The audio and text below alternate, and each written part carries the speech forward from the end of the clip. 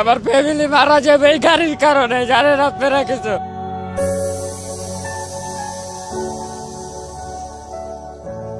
মহাসড়কে অটোরিকশার দূরত্ব বন্ধে রিকশা জব্দ করে ক্রাশ করার উদ্যোগ নিয়েছে নগর প্রশাসন।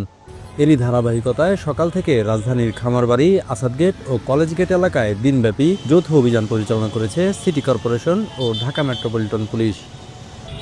এ সময় জব্দ করা রিকশা ট্রাকে করে ডাম্পিংয়ের জন্য নিয়ে গেছে পুলিশ। নগর প্রশাসন ও পুলিশ প্রশাসনের এই উদ্যোগকে সাধুবাদ জানিয়েছে সাধারণ মানুষ।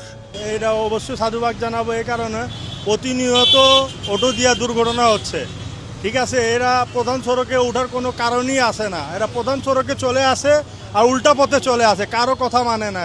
এরা রাস্তায় এত বিশৃঙ্খলা করে, গাড়ি প্রাইভেট গাড়ি তো কিছু মনেই করে না, গাড়ির উপরে উঠেই দেয়, আবার এমনকি গাড়ির গ্লাসে লাথি পর্যন্ত মারে এরা।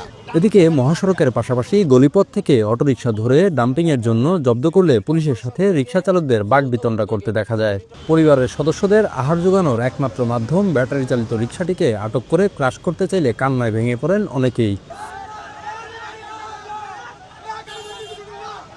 আমি 2 ঘন্টা ধরে কোথায় ভাই, এই 3 ভাই মিললে আমার গাড়িটা দেই না ভাই, আমি কোথায় যাবো ভাই?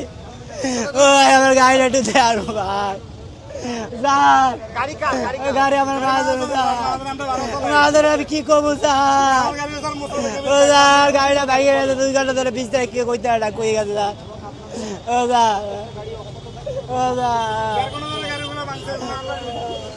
আমি আমার গাড়ির সামনে দাঁড়াইছি, আমার গাড়ি আমি ভাঙতে দেব না, আমার নিজের জান আমি নিজে দিয়ে দেব, তাও আমার গাড়ি ভাঙতে দেব না। আমার এই একটা গাড়ির কারণে আমার পুরো ফ্যামিলি ধ্বংস হয়ে যাব। আমি তো চাই না আমি এই গাড়ির কারণে আমার ফ্যামিলি হারাই, কেউ চাইবো না আমার ফ্যামিলি হারাইতে। এরা তো চাইছিল আমার গাড়িটা ভাইগে ফেলাইতে, না দাঁড়াইলে আমার গাড়ি ভাইগেই ফেলাইতো। যদি জাম্পিং করে তাও গাড়ি তো পাবো, আর যদি এভাবে ভাঙ্গা ফেলায় তাহলে তো আর গাড়ি আমরা পাবো না। মালিক মহাজনদেরকে জরিমানা দিতে হবে। এত টাকা জরিমানা আমরা কিভাবে দিব বলেন?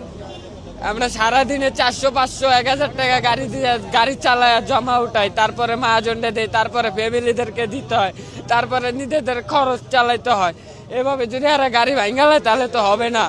আটক অটোরিকশাগুলো ক্রাশ করে ডাম্পিং করার কার্যক্রম থাকলেও মানবিক বিবেচনায় শাস্তি হিসেবে 3 থেকে 7 দিনের মতো জব্দ ও ডাম্পিং বিল আদায় শেষে স্ট্যাম্পে মুচলে কারাঘার পর এবারের জন্য অটোরিকশাগুলো ছেড়ে দেওয়ার ব্যবস্থা করছে পুলিশ।